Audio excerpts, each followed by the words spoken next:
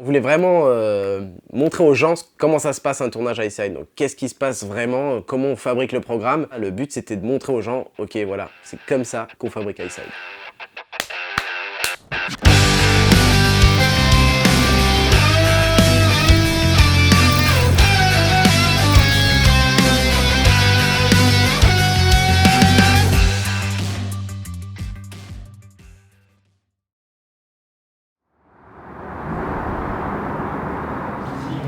Parce que la mise en scène de début, du blabla occupé, et après tu peux commencer à rouler en ville, genre avec les grands ponts.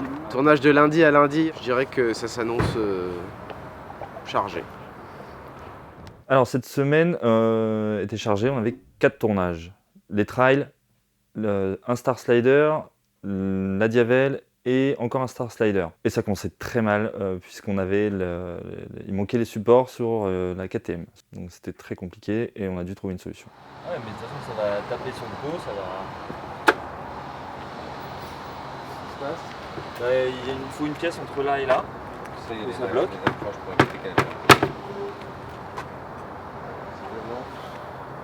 Et donc on les a pas. Bah non. Elles sont pas dedans, t'es sûr?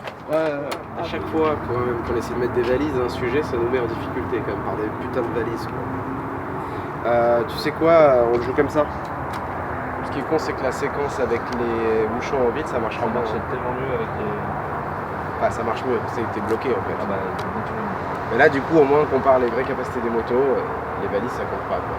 oui, parce que si je suis Je me rappelle plus Adrien et au bout de sa vie. Si je laisse venir, Bader il va me casser C'est la pas gueule. pratique, c'est déjà la merde. C'est normal. Bah c'est la merde, hein. On n'est pas encore parti, il y a déjà des trucs qui vont pas. Il est 9h13, on devait partir à 9h. Donc la semaine commence bien. Ouais. On n'a qu'une heure de retard pour l'instant sur planning, ça va. Finalement, on a réglé ce problème de valise. En fait, c'est Hervé Ricor, c'est un consigneur KTM à Toulon, qui a pris sur son temps libre, on était un lundi, et il est venu de Toulon à Nice nous rejoindre pour notre séquence suivante avec des supports de valises. Donc on a pu les fixer, on a pu les faire tenir, et on a tourné notre séquence en ville. Enfin, on a commencé à la tourner, et pour ça, il y a Bader qui est venu habillé très très bien. Bader en homme d'affaires. Non, Bader en journaliste BFM. Non, Bader, on galère.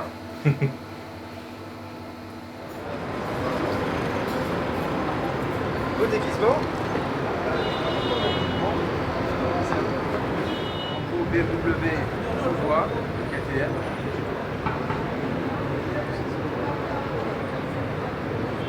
On reprend là, c'était bien. On reprend là.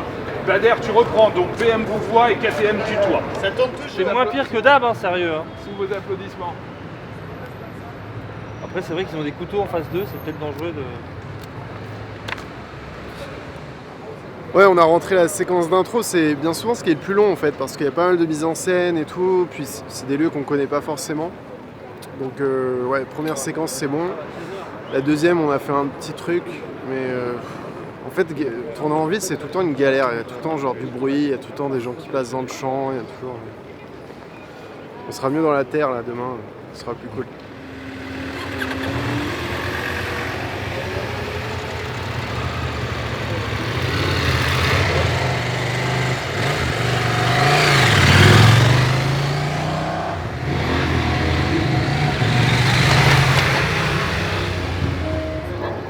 Tout le monde peut partir en fait. Bah, tu sais, c'est rien par rapport à ce qui les attend. Bah, moi je peux raconter que je me suis juste arrêté en fait. Moi aussi, dans toi, dans ta valise. Et étant donné qu'il a trouvé ça drôle, il a fait 2 fois. La première c'était peut-être pas fait exprès. Si. C'était Il déjà ne croit fait pas, mais exprès, si. en fait. Et la deuxième, j'ai failli tomber moi, ce qui était pas vraiment drôle. Si, la deuxième était drôle. J'ai mis 200 kg de pression sur ma cuisse droite, mais pour rattraper la moto. Ouais, c'est... je sais pas comment ils font les mecs pour rouler tout le temps avec des valises en ville, c'est un stress. Fin de journée 1, on est très content parce qu'on a terminé la ville. Inespéré parce qu'on a commencé la première journée de tournage d'une semaine de tournage avec un retard d'1 heure. Ça paraît rien, mais c'est énorme sur un planning. Donc on a bien bossé, on a rattrapé notre retard et on s'est mis en route pour le circuit du Luc pour préparer notre journée 2. Ça, je ramène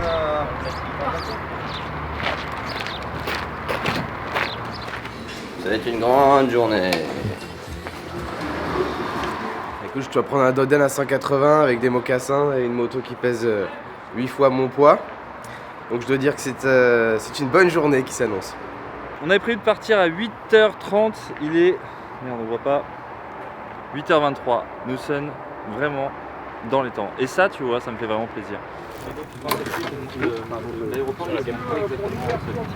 Attention, ça tourne. À chaque fois, on fait les pack shots, ça nous permet de mettre la moto en avant, de faire des gros plans sur les détails, ce qu'on a envie de montrer, de ce qu'on a envie de raconter. Voilà, ça nous prend souvent une bonne heure et puis on essaie de faire au plus beau. On a rajouté une séquence ce matin d'hier où il y a eu un bug au niveau du son. Donc on a dû faire un retake qui nous a mis 1h30 dans la vue. En fait, quel que soit le test qu'on fait de Rayside, on essaye de faire en sorte que ce soit spectaculaire, un minimum, mais on essaye surtout de faire en sorte que ce soit rigoureux. C'est-à-dire que l'information qu'on en récolte, elle soit exploitable et qu'elle réponde à une vraie question. Du coup, on a fait appel à cette société, donc une société internationale donc, qui s'est spécialisée dans les mesures.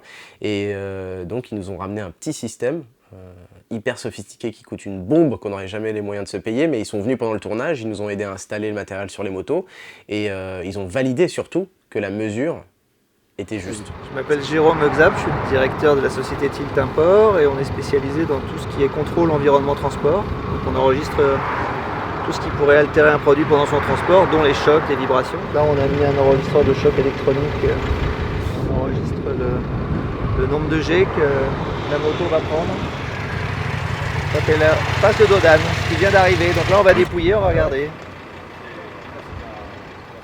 Alors, il y a des chocs.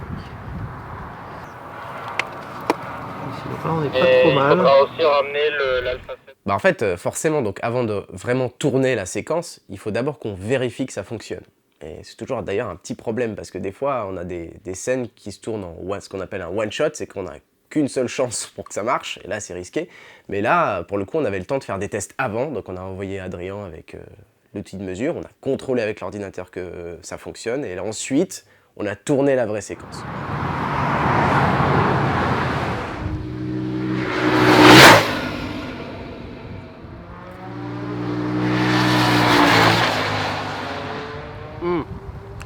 On a passé des Dodan à 130, voilà. Et en fait ça se passe bien, hein. Surtout avec ça. Bon après je l'aurais pas fait avec ça, tu vois.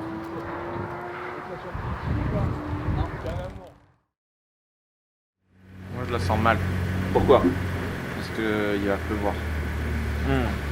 Je pense qu'on va éviter la pluie. Écoute-moi bien, on va éviter la pluie aujourd'hui. On a eu assez de merde en 2 jours pour pouvoir avoir une journée un peu tranquille aujourd'hui. Non? L'épreuve finale, c'est un... Alors, on ne sait pas encore trop ce que ça va être, si c'est un parcours ou si c'est juste une montée impossible. Moi, je préférerais une montée impossible pour voir Bader rouler. Mais, Et écraser Pompon aussi. Et oui, et on va écraser Pompon aussi, donc ça va être une bonne journée. On a perdu 15 degrés par rapport à hier. C'est une belle journée. 38, moi j'aurais dit 38 degrés. 38 degrés, ouais. Le froid, le tout-terrain, les motos lourdes, c'est mon élément.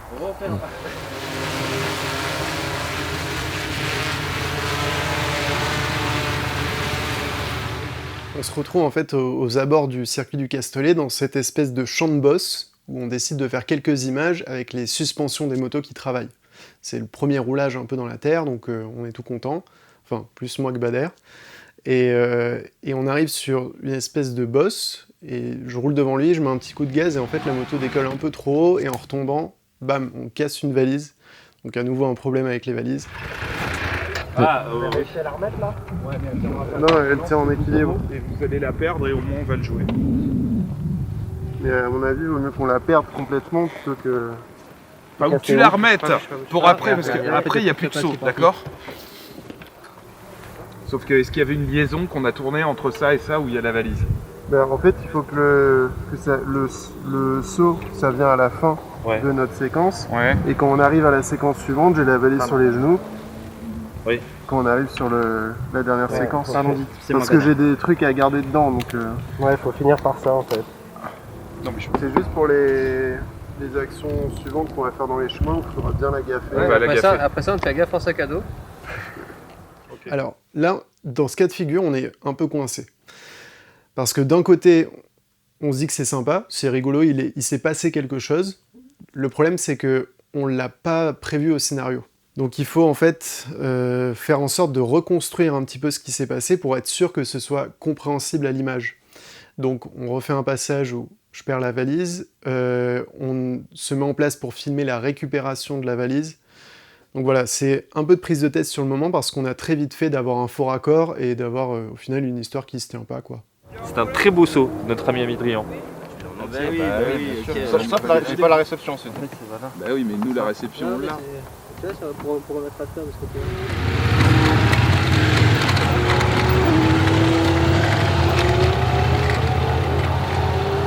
On parle pas souvent de ça dans Hayside, mais c'est vrai qu'il y a un risque de blessure, et c'est vrai que parfois, on est obligé de limiter un peu ce qu'on fait pour être sûr de ne pas se blesser. Pourquoi? Pas parce qu'on a peur de se blesser, bon, ça ferait peur à n'importe qui, mais nous, ça nous fait un peu moins peur que la moyenne, je dirais.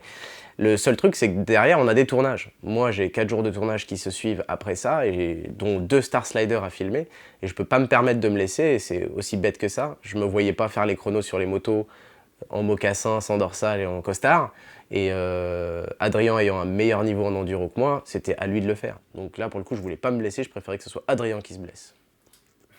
Malheureusement, il s'est pas blessé, putain. Il se blesse jamais. La main au paquet. Jamais il tiendra. Là, c'est trop haut, là. Il manque de gonflage, j'ai l'impression. Penche-le un peu. Ah la chénasse. C'est pour moi lui le mieux. Lequel? Ok. On y va vite pour le moment, celui-là. Allez. Très vite, parce qu'il est en train de retomber là. Non, il retombe.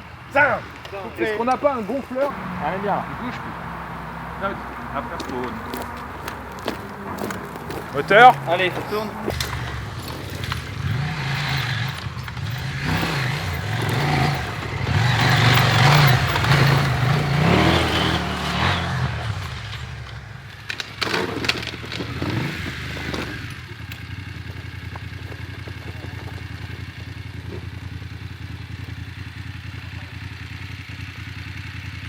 Alors, ce qu'on tourne en réel en premier, c'est d'abord souvent les GoPro et les chronos, les performances des machines. Les GoPro, pourquoi? Parce que si jamais il se passe quelque chose, il faut qu'on ait filmé. Et ensuite, une fois qu'on a le chrono et les vues GoPro, on reconstitue la scène en image d'action. On renvoie les cadreurs sur les différents spots où il s'est passé un truc. Si à un moment Adrien a fait une glisse qu'il a évité un tronc, qu'on le voit à la GoPro, parfois on la refabrique l'image juste après. Donc on fabrique souvent en 2 étapes. D'abord le vrai, qui se passe en GoPro, en drone et prise de mesure. Et ensuite, on reconstitue au sol avec les images en slow-mo et tout ça. C'est pour ça que ça prend du temps, c'est long. 3, 2, 1, go!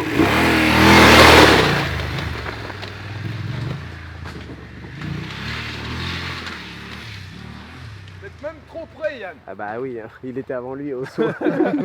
Yann, c'est pas une course, faut pas le doubler en fait.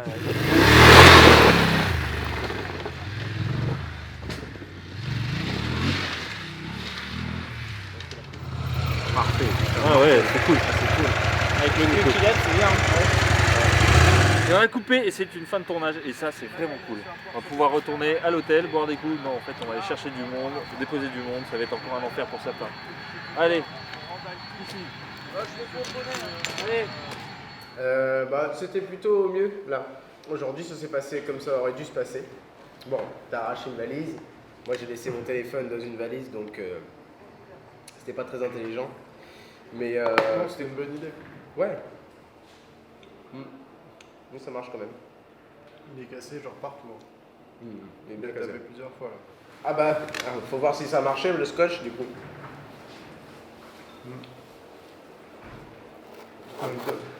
Comme neuve. Bon après un petit coup de polish, tu vois. Tu remets le scotch. Fin de tournage. Ça se voit que je suis fatigué. Oui. Qu'est-ce que tu peux? Oui.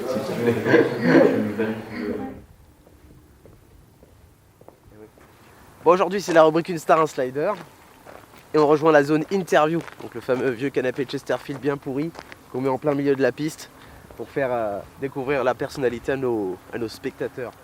Voilà, c'est là, tout le monde est en place. Maquillé, le micro est là. On va aller découvrir notre star. Une star, un slider, c'est quelque chose qu'on maîtrise, c'est facile à organiser pour nous. Un circuit qu'on connaît, des motos faciles à avoir, la seule inconnue, c'est la célébrité. Là, c'est Alexis Pinturo. Il n'a pas trop de roulage route, mais beaucoup d'enduro, donc ça devrait le faire. Des craintes, étant pas un grand conducteur de route, automatiquement il y a un peu d'appréhension. Moi je suis plus habitué au tout-terrain. Donc après, l'essentiel ce sera d'essayer de progresser tout au long de la journée et puis pour arriver justement à poser le fameux genou. Fin avril jusqu'à fin mai, quelque chose comme ça, c'est une période un peu coûteuse, on est libre de pouvoir partir en vacances. Et puis... Celle-là, elle a du vécu.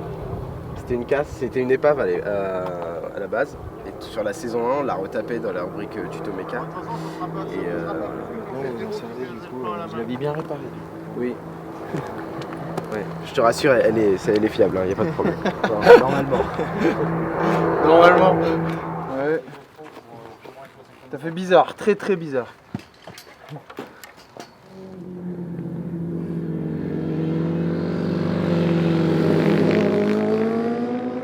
Du coup Alexis, convaincu par cette mini-moto?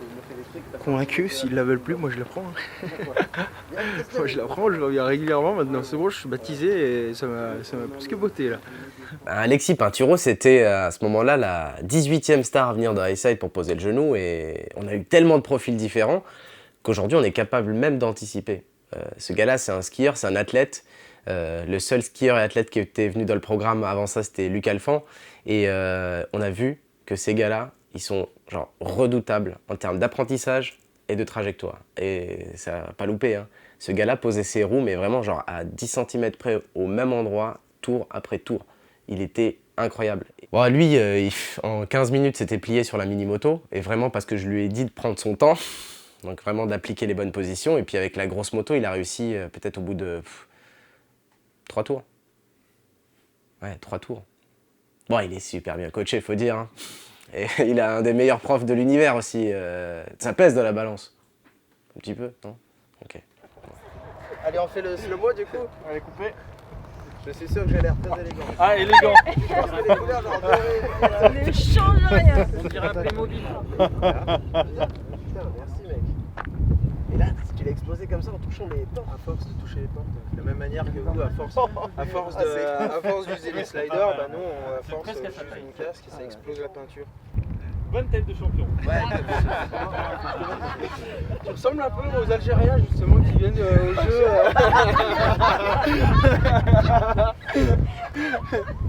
Viens-moi, sois digne un peu. Tu veux dire qu'ils ont des casques trop petits pour eux et des combinaisons dorées?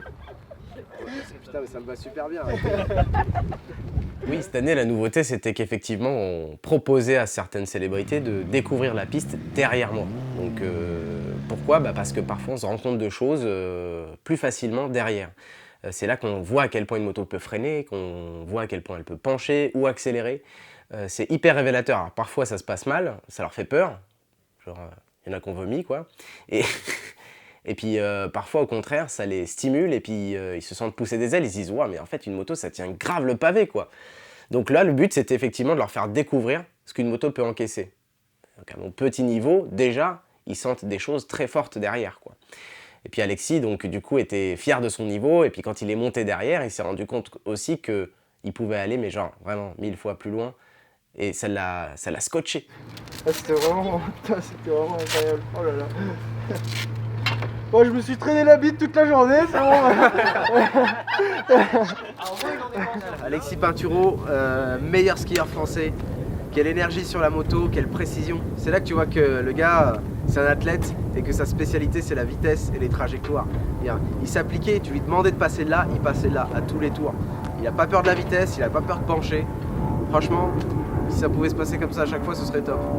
Puis bah, c'était une banalité, là, on a fini, milieu d'après-midi, on n'a plus rien à faire. Trop facile.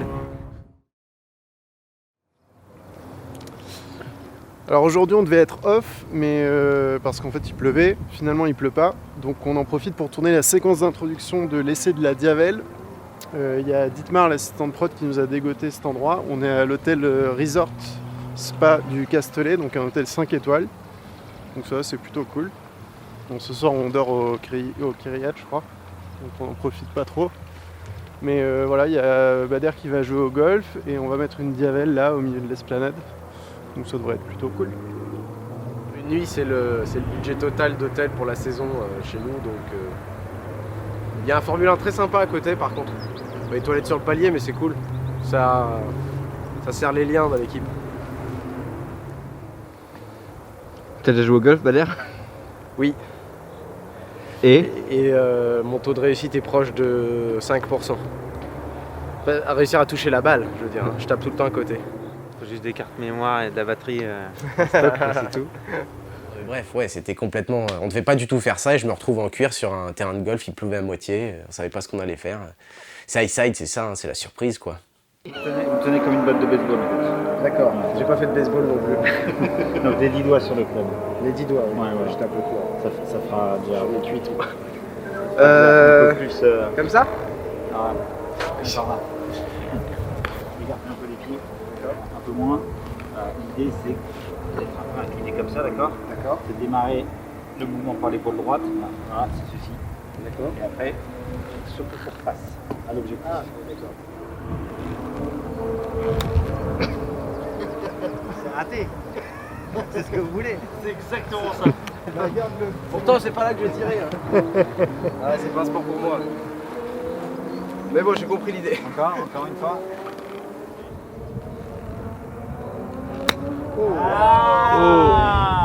Voilà. Bah, le trou, il a Faut aller la chercher? Ah ouais. Elle revient pas? Là c'est pas du jokari. Non. Ah, d'accord. Bon, bah, tout à l'heure.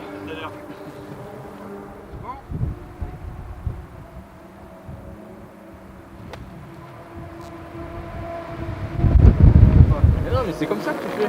Ça refait les racines là. Tu tasses. Ah ouais. Il y a Seb qui arrive avec le dernier bout. Alors, c'est pas beau ça? Ni vu ni connu. Voilà. Silence, ça pousse. Pas réveillé ce matin, c'est dur. Je suis remis de mon café. Il est quoi? Il est 9h30, on est samedi, on est à notre 5e jour de tournage d'affilée. On est proche du décès.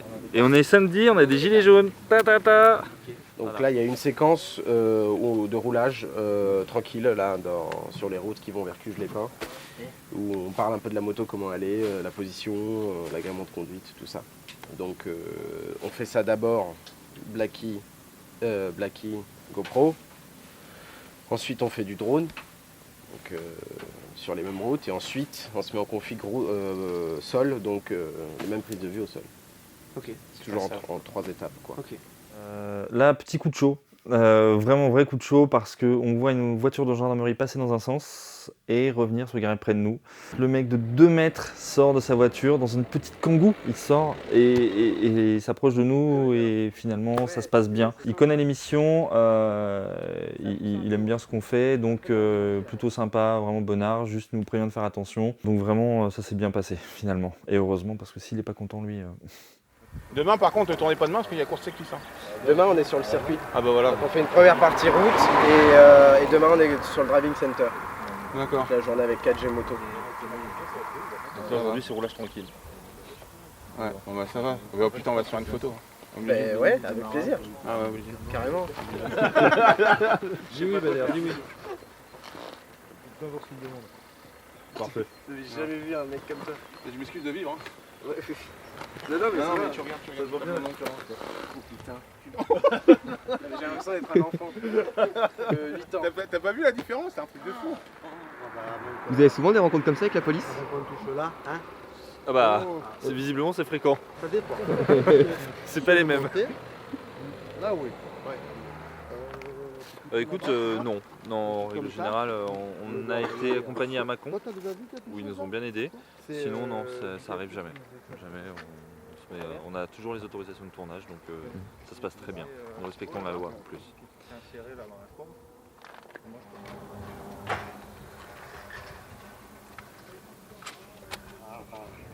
Bon, là on vient de faire quelques actions et on va passer au plateau 5. Alors le plateau 5, c'est le moment où on décrit la moto. On va la décrire en géométrie. On va voir comment Ducati fait en sorte de faire tourner ce gros tank. Voilà. Avec angle de chasse, empattement, et tout le bazar, quoi. On avait encore peut-être 1 heure pour entrer un plateau. Pour ça, on avait un spot qui avait l'air pas mal. Le problème, c'est qu'il y avait une course de voiture, on était le dimanche, il y avait une course de voiture sur le circuit du Paul Ricard ce jour-là. Donc il y avait un bruit terrible, et c'était impossible de tourner le plateau sans qu'on voit les voitures à l'image. On a un mec dans un parking au milieu de nulle part et on entend des voitures au loin, ça n'a pas de sens. Donc on a dû regarder au dernier moment les horaires de la course et trouver le créneau parfait pour partir et faire le plateau. Et au final, on avait, je crois, 20 minutes pour ça. 30 et 17h50. Ah bah c'est maintenant. Les gars, la dernière course s'arrête là, enfin la course va bientôt s'arrêter. Et au moment où ça s'arrête, on a 20 minutes jusqu'à la prochaine course.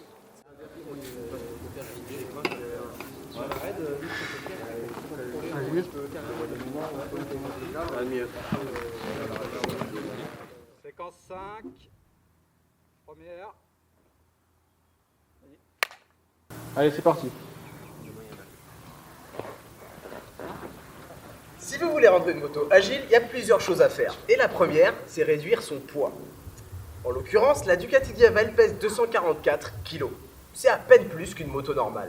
Et surtout, c'est 100 kg de moins que le plus léger des Power Cruisers.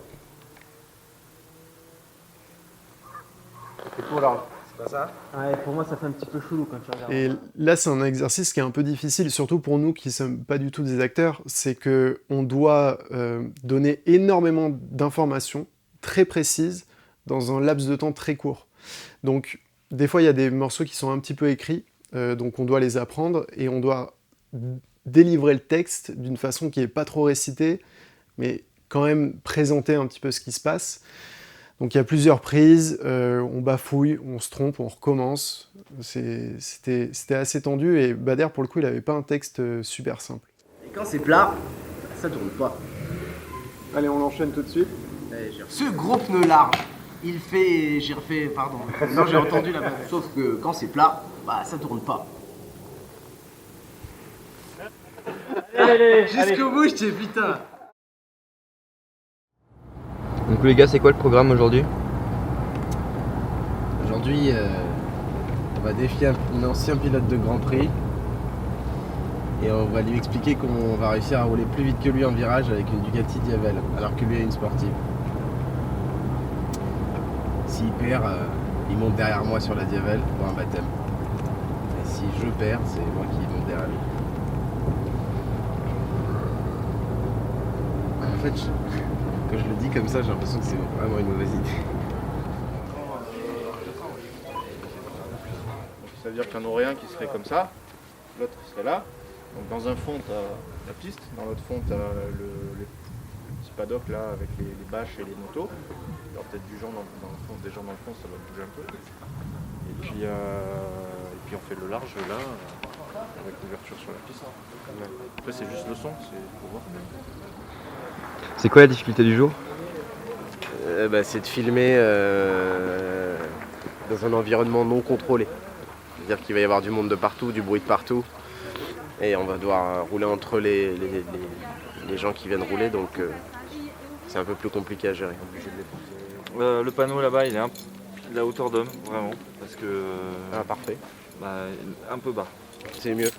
Il vaut mieux qu'il soit trop bas que trop haut. Ah, c'est bizarre. Ouais. Arrête avec ces blagues sur ma taille. Là, il se prend pour Michael Jordan. C'est tranquille. Ouais, maintenant qu'on a vu Jackie Golgoth là. Ouais, c'est bon, tu m'impressionnes plus. Non, c'est pas dingue en hauteur. Pas trop d'appréhension de trouver avec la Diavel au milieu sportif? Non. De toute façon, ça va mal se passer, donc... La peur n'évite pas le danger, mec. Oui, donc pour cette séquence, on a fait appel à l'école de pilotage 4G Moto et notamment à Bernard Garcia. Bernard, c'est un partenaire de longue date de Moto et Motard et d'I-Side parce qu'on roule beaucoup avec eux en fait sur les journées de roulage et il a l'avantage d'être sympa et ancien pilote de Grand Prix. Donc ça fait deux belles qualités chez un homme. Du coup, on s'est dit que si je devais défier un mec, ce serait sûrement lui. Et il était chaud patate, il nous a accueillis avec joie. Et 2 heures de retard. Mais en tout cas, il s'est pointé, il a relevé le défi. Et c'était un bon moment avec lui. Surtout que l'enjeu, c'était quand même qu'il fasse un baptême derrière moi si jamais il perdait. Et il a toujours refusé, mais toute sa vie. Il n'est jamais monté derrière un pilote, il a toujours refusé. Comme je ne suis pas pilote, il a accepté. Bon, sur cette moto, sur ce premier plateau, t'es pas vraiment censé être souriant, ni même amusé, tu vois. Vraiment, t'es genre, ouais, non, ça va pas le faire, quoi. Bernard, première.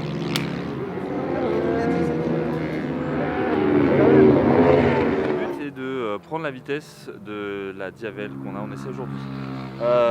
Donc c'est de l'impro totale. Il doit atteindre quelle vitesse? 51. Faut que je trouve la bonne trajectoire. Allez, sur le coude. 44.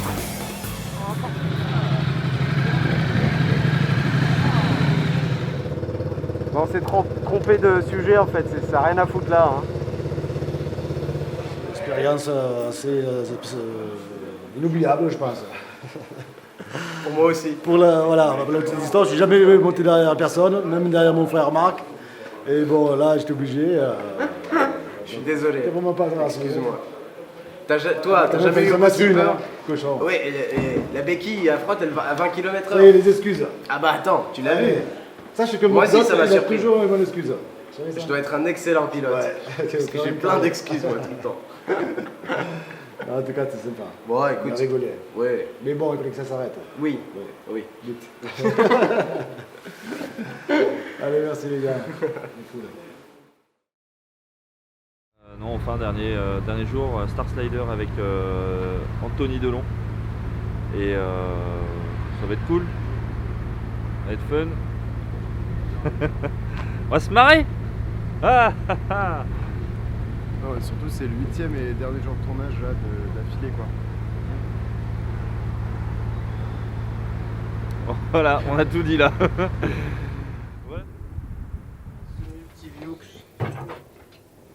Ouais. 8e et dernier jour de tournage consécutif. Il y a une star qui voulait absolument conduire un 2,5 de temps. Sauf qu'on n'en a pas trouvé. La seule qu'on avait à proximité, c'est la mienne. Aprilia RS 250. Je lui ai promis que s'il réussissait le défi, je lui laisserais faire quelques tours avec. Mais chèque de caution obligatoire. Minimum 100 000. Voilà. C'est mon bébé, c'est la mienne. S'il l'abîme, je crois que faudra me retenir, quoi. Du coup, dis-moi Anthony, pourquoi avoir accepté le défi Highside? Parce que j'avais jamais conduit de moto sur circuit et qu'en plus ça se passe ici au Castellet, qui est un circuit mythique, c'est le circuit du Grand Prix de France. Depuis qu'ils ont ouvert la deuxième partie, c'est vraiment un circuit incroyable et voilà, j'avais envie de... Ça m'excitait. Bien. Alors, tu viens en piste avec nous? Ouais. Tu restes avec Thibaut? Ouais.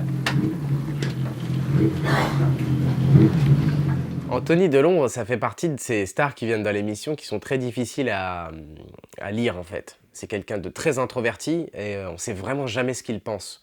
Il avait l'air ailleurs pendant tout le tournage, mais en fait, je réalisais qu'il était juste hyper concentré sur son objectif. Il voulait vraiment réussir. Et comme il a fait pas mal de courses automobiles, il a ce truc qu'ont certaines stars d'être hyper technique et de vouloir ressentir les choses avant de les comprendre. Il était juste dramatique en termes de trajectoire, puisqu'il était toujours trop large, quoi.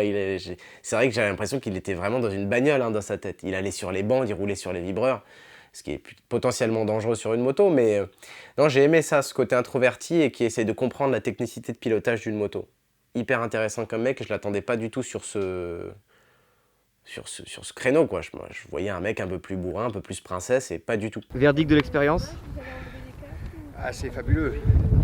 Mais bon, c'est un autre monde, hein. C'est autre chose que la route, c'est hyper technique. C'est pas les mêmes trajectoires que dans la bagnole, donc au début c'est un peu perturbant. Puis surtout pas toucher au vibreur. Donc là, mais voilà, on a envie de recommencer, quoi. Tu te reposes, tu reviens demain, tu progresses, et puis peut-être au bout de 3-4 fois à regarder les chronos. Ça y est, ça parle déjà chrono, ça.